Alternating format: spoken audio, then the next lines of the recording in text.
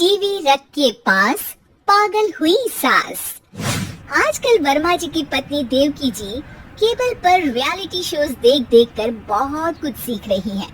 जैसे आज तो वो सुबह सुबह बेसुरे आलाप ले रही हैं। सारे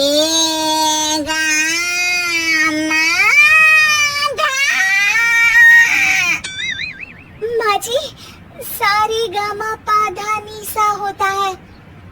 अरे वो तो सब गाते हैं, ये मेरा स्टाइल है। आवाज तो कम कर लीजिए माँ जी, पर्दे फट जाएंगे कान के। ये कहो कि पर्दों में आग लग जाएगी। देखना, मेरी आवाज सुन के जज आग लगा देगी, आग लगा देगी, तू तो आग लगा देगी, ऐसा बोलेंगे। सरिता वहाँ से परेशान होकर चली जाती है और सास रियाज जारी रखती है। सारे गाओ, सारे नाचो। तभी बाबूजी दुकान से लौटते हैं। अरे देवकी, क्यों तानसेन बनी हुई है? कान से खून निकालोगी क्या? अरे क्या हुआ, रियाज तो करने दो मुझे। इसको रियाज बोलते हैं? ऐसा लग रहा है जैसे घोड़े ही भिना रहा है। घोड़े पे बैठ के ही बम्बई जाऊंगी मैं तो, जब जज साहब कहेंगे कि देवकी तुम मुंबई आ रही हो। जज साहब, वो अदालत वाले? अरे नहीं नहीं, बड़े लोग हैं, आप नहीं जानते हैं। ओ मैं तो छोड़ चली अपना ये देश, बम्बई मुझे प्यारा लगे। गाना गाती हुई देवकी चली जाती है और बाबूजी अपनी सरफिरी पत्नी के इस संगीत प्रेम की चर्चा करने बहू के पास चले जाते हैं। अरे सरिता बेटा, सुनो तो, ये तेरी सास को क्या हुआ है बेटा? सुबह तो अच्छा भला छोड़कर गया था इसे। सिंगर बनेगी अब वो। सिंगिंग रियलिटी शो में जाने की सुबह से तैयारियां चल रही हैं इनकी। हाँ, अब तो कोयल के सुर मेंढक छेड़ेगा। हे भगवान, सद्बुद्धि दो इसे। इधर बाबूजी भगवान को कहते हैं और उधर राधा रानी प्रकट हो जाती है, देवकी की मोहल्ले की सबसे पक्की दोस्त। क्यों रे देवकी, काहे इतना गला फाड़ रही है? कोई चीखने चिल्लाने का कंपटीशन है क्या? अरे ये देख, नया सिंगिंग शो, मैं भी गाऊंगी, हिंदुस्तान के दिलों की धड़कन बनूंगी। अरे इतना बेसुरा गा के दिलों की धड़कन नहीं, दिलों का अटैक बन जाएगी। इससे तो अच्छा है कि नाच ही ले। वैसे भी दिन भर मोहल्ले में नाचती तो रहती है तू, कभी इसके घर कभी उसके घर। देवकी को समझ में आ जाता है कि उसका गाना किसी को पसंद नहीं आ रहा। अगले दिन सरिता देखती है कि सास पैरों में घुंघरू बांध के नाच रही है।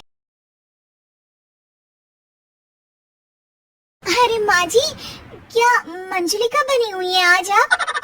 अरे नाचने दे बहू, जब तक है जान जाने जहां मैं नाचूंगी। अरे माँ जी, अभी जान निकल जाएगी इतनी जोर से नाचेंगी तो। अरे अरे क्या कर रही हो? अरे दिख नहीं रहा, डांस कर रही हूँ। अरे जैसी तुम्हारी हरकत है, तुमको तो नागिन डांस करना चाहिए। वो भी करूंगी, भांगड़ा भी करूंगी, देखना जज मुझे देख के स्टैंडिंग ओवेशन देंगे। हाँ, स्टैंडिंग ओवेशन तो देंगे ताकि खड़े होकर वहाँ से भाग सके तुम्हारा डांस देखकर। अरे कुछ ढंग की चीज करो, ये रोज क्या नया शुरू कर देती हो? सास को लगता है कि उसका डांस का सीन भी बिगड़ गया। अब वो टीवी देख के कोई और कलाकारी ढूंढने लगती है। तभी उसे टीवी पर खतरों के खतरनाक खिलाड़ी शो दिखता है, जिसमें लोग अलग अलग स्टंट करते हैं। बस देवकी को नया काम मिल जाता है। अगले दिन सुबह देवकी डंबल लेकर कसरत करने लगती है। माँ जी, ये क्या कर रहे हैं आप? अरे खाली जैसे बनकर खलबली मचा दूंगी।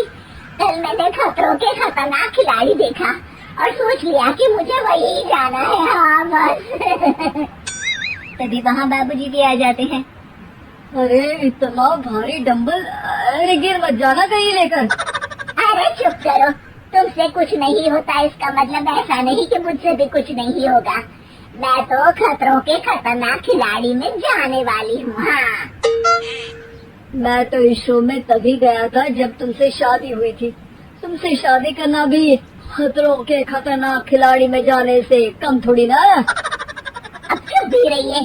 अरे बहू, वो भारी वाला डंबल उठा कर ला तो। अरे नाना माँ जी, आप संभाल नहीं पाओगी।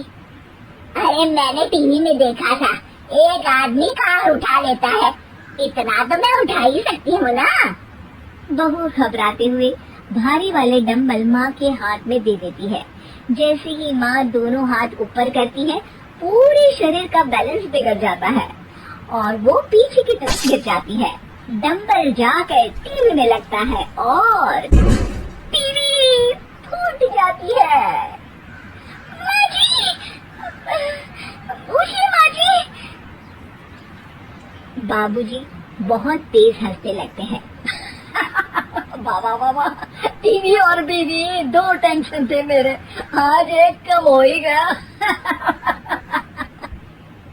बहू भी सास को उठाते उठाते इस बात पर ताली बजाकर हंसने लगती है और देवकी फिर से गिर जाती है। और इस बार देवकी भी अपनी बेवकूफी पे हंसी रोक नहीं पाती।